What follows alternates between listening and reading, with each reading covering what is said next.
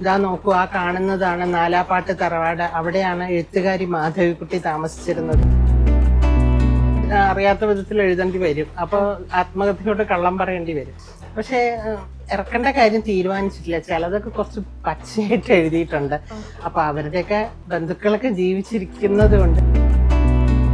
പിന്നെ പറഞ്ഞ പോലെ ഉത്തരേക്കാൾ കൂടുതൽ സംയുക്തൊക്കെയാണ് എന്റെ ഛായ എന്ന് പറയും.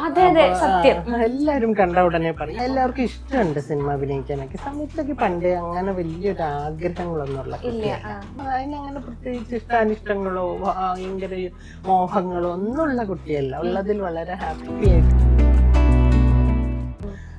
സിനിമകൾ നന്നായിട്ട് എടുക്കുന്നുണ്ട്. പിന്നെ പുതിയ തലമുറ വളരെ നാച്ചുറലായിട്ടാണ് അഭിനയിക്കുന്നതും.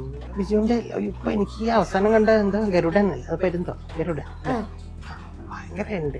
നമ്മള് വളരെ പോസിറ്റീവായിട്ട് വിചാരിക്കുന്ന ഒരാൾ അവസാനം അങ്ങോട്ട് മാറുന്ന ഞാനൊരു സത്യം പറയാം, ഞാൻ പറയുന്ന കാര്യം കേട്ടോ, മാധ്യമങ്ങൾ പറയുന്നതല്ല. കഴിഞ്ഞ വർഷം നമ്മൾ ദിലീപിനെ നമ്മുടെ സംഘടനയിൽ നിന്ന് പുറത്താക്കിയല്ലോ. ദിലീപിനെ നമ്മൾ ഈ വർഷം തിരിച്ചെടുക്കുന്നുണ്ടോ? ഉണ്ടോ?